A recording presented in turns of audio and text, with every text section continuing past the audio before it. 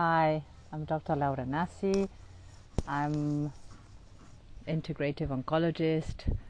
I'm also an astrologer, and welcome to my Conscious Life podcast. This is episode 1. Today is April 14th, 2021, and we are under a new moon in Aries. This is episode 1 of this series, which I'm starting today, which is about astrology and health. People that follow me, if you know of my work, I've been practicing integrative oncology for the past 10 years, and I have gone I have deepened my practice, not only incorporating lifestyle changes that may help us regain our health, such as good nutrition and exercise and meditating and sleeping well, all of which I described in my first book, Cancer as a Wake-Up Call. But I'm more interested in understanding the roots of why people get ill, and this is what I've been practicing for the past few years, trying to understand the root causes of disease. And for that I have found in astrology, in the reading of the natal chart, an excellent tool to understand what's the blueprint of each person, the energetic blueprint. Let's say what's the how that person thinks, how he or she deals with her emotions, what are her desires, what are her obstacles in relationships. This is all part of our energetic body, which is it is very hard to understand from in the clinics, just observing a patient and evaluating their CT scans and their labs. We have nothing about that, and obviously many years of psychotherapy can lead to understand how a person thinks and reacts and what are her frustrations and obstacles and desires. But really a natal chart is an excellent tool that gives a roadmap to understand each person in its energetic, from its energetic view. And in my experience, what I've been seeing and what I'm seeing in my practice with people that consult me is that if we really live according to who we are, if we live according to what our needs, what our rhythms, what are our own needs and desires, then we are able to stay healthy or recover our health. But if we try to accommodate and adapt to ways of living that are not so much according to who we are, then it's very possible that we will experience some disbalance, and that the body will let us know through pain, through suffering, through disease, that this is not a good way of living for us. So basically, by integrating the wisdom that a natal chart can give us in our clinical setting, in a medical consultation, we can understand more in depth what that person is about, how he or she is living, and whether he or she is living according to who he or she is. And this may help guide this person to a more healthy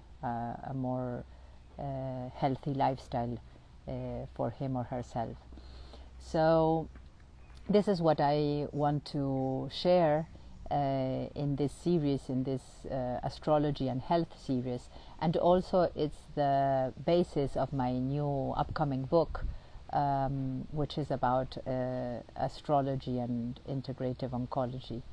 And I will be sharing here my experience with different patients and scenarios that can be applied to other people who are dealing with the same type of energetic patterns.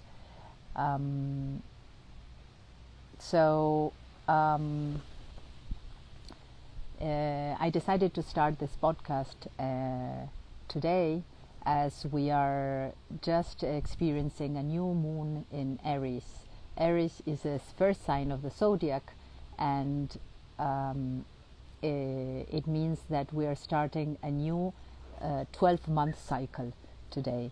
Not today, it was the new moon, it was on the 11th of April, so we're just starting a new cycle in a new moon in Aries.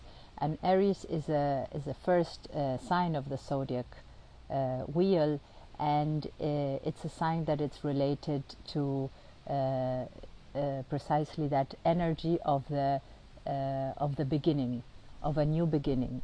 So a moon in Aries it's a time that calls us to reflect, to think about what is starting today for us. And it's possible that in the beginning it's very difficult to see what is really starting today for us, or this month for us, or what is beginning, what is the cycle that it's beginning that will last for the next 12 months. And usually in the beginning it may be difficult to understand, but you may be feeling some extra energy, some burning desire, some energy inside that calls you to act, to go for it. And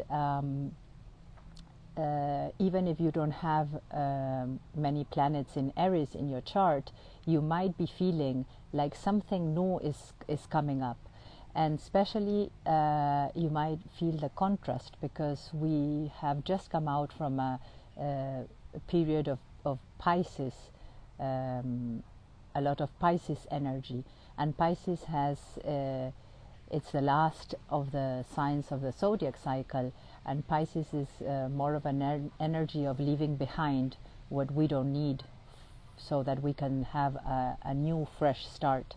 So you may have experienced in the last weeks or months that you've like the serpent who sheds his skin, you might have felt that you left something behind, some project that ended, some work that you walked away from, or even some acquaintances that may have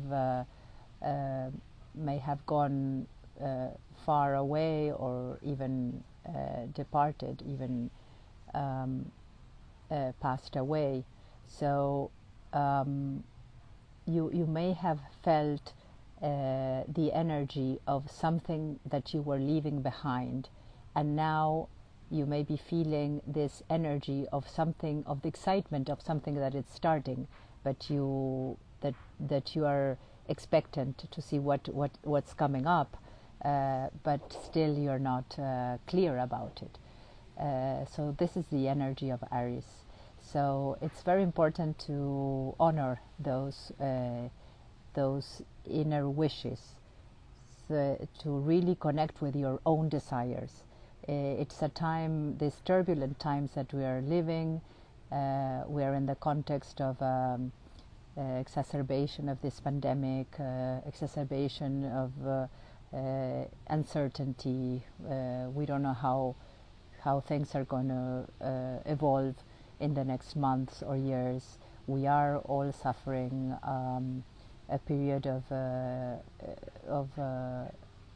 changes and uncertainty, and we feel there's something that it's changing in our lives. We feel that there's some things that won't come back again as they were, and there's a lot of expectations, and also there may be fear. So it's a time that it's very important to not to get attached or be taken by the fear, but really connect with the desire, with your own desire, with what you really want of this life. It's a time of crisis, a time of changes, and it's also an opportunity for a new start. So if there's something that you had left behind and you were not honoring in your life, now it's the time to go for it. This is the energy to just do it, just go for it. And it's a time that there's much energy available, so it's also a good time to go for small achievements, for small steps, and to celebrate each new achievement, new something new that you were able to conquer in your life. So for me, I saw it very clear a couple of days ago in something very, very practical, very of the everyday life, when my partner, he proposed some change in the dynamics in our family, in our home, and at some other time I would have said, okay, I'll adjust and I'll go for it and I'll accommodate my routine and my schedule for it. And I realized that I was not honoring my wishes. I was not honoring my own desire. I decided, I respected his choice, but I was not going to accommodate to it. So I got in touch with what I really wanted, and I was able to give an answer like saying, I respect your desire, this is what I need, this is what I want, and instead of me accommodating to it, I leave the space for you to do as you like and to honor your desire, but I'm not going to adapt to it. I'll keep on, and let's see how it goes with both honoring our own desires. So this was a new way for me to answer, because being a Virgo, I usually am very good at adapting to other people or to other circumstances and not honoring myself, my wish. So this is like a small achievement for me. This was like a small achievement, and this is what I'm celebrating these days, that I was able to stand up for myself and say, this is what I need, this is what I want. So I encourage you to do the same. And why am I talking? I'm a physician, and why am I talking about this? What does this have to do with health? And it has a lot to do with health. Energies, desire, it's part of an energetic body, and those energies that are not expressed, that are not honored, that do not flow, do not circulate through our body, they get repressed, or they get contained, or in some part of the body, and eventually they may exert so much pressure that they make us uncomfortable, they give us pain, or even let us ill. So think about someone who has longed for something for a long time and has always been prioritizing other people's needs and not honoring his or her own desire, and how much that can affect their own way of living, their own way of relating, and eventually how it can be, how can I put it, like a lot of times what it happens is that there's so much strength, so much energy spent to keep that desire in check, that energy is not is not used for other purposes. So eventually that person may feel more fatigued, more without really just living, but in a dull manner, not in contact with emotions, or more like numb to life. So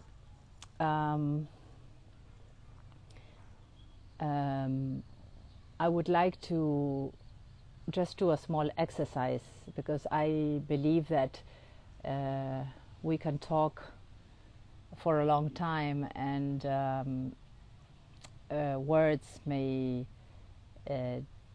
get dissipate, and especially because English is not my first language, as you can clearly see.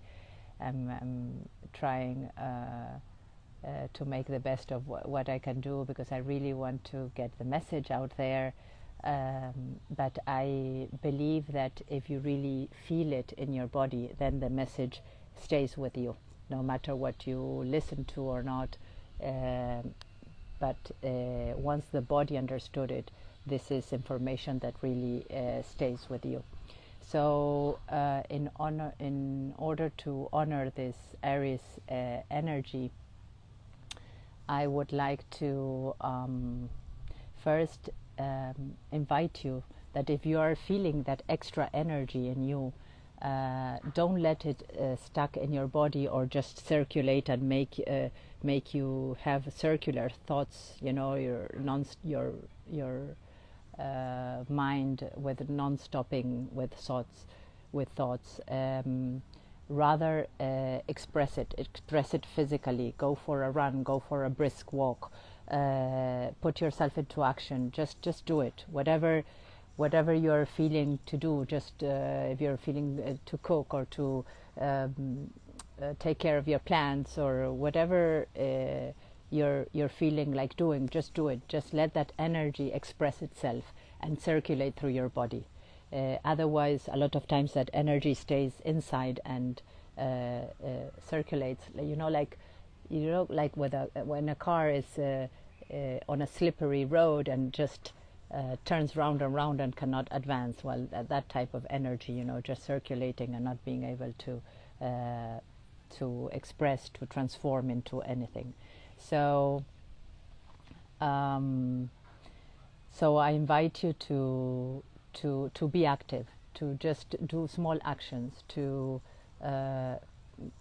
connect with what you want to do and just go for it. This is the energy of Aries, and that starts moving the energy, and will allow you to be in contact with your wishes, with your desires, and to be in contact with yourself. And another exercise I thought about doing together now before closing up is connecting with your desires. So think about, in yoga you have many of these postures, of the warrior postures, because Aries is also Mars is the regent of Aries, so it's a warrior inside. It's a one who desires and who goes for it. Yes, and so in yoga we have many of the postures which are precisely that of the warrior.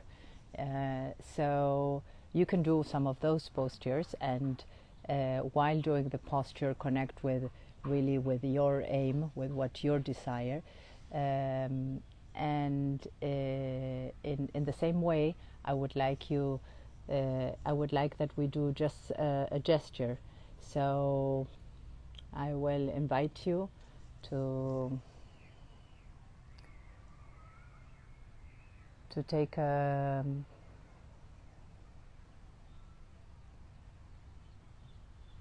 a deep breath, to connect with where you're seated, or if you're standing up, just be firmly seated or firmly standing. Connect with Mother Earth that is holding you, and take your hands to your chest You may close your eyes and ask yourself, what is what I really desire? What is my real wish? Your hands on your chest, and then, as if you had an arc, a bow and a bow and arrows in your hand, you will tense that bow, just feeling like you are with your two hands just stretching and tensing that bow, and preparing yourself to let that desire go straight there at what you're aiming. So holding your hands in place, like tensing that bow, just ask yourself, what is my desire? And be ready to go for it. So at the count of 3, we'll just let go and let our desire go for its aim. So 1, 2, 3, let go. So once you connect it with your desire, now it's time to let go and let life accommodate you, to bring your wishes to you. So keep this image with you these days, and for the whole month we will be coming back to this notion of a new beginning, a seed that we're planting for the next 12 months. What is my desire? I hope this will resonate with you and will keep there at the back of your mind, allowing you to make contact with your real desire in order to reinvent yourself, in order to go for this new beginning. Because health is also related to living according to who you are. So remember those wise words. Be yourself, no matter what they say. I hope you have a wonderful day.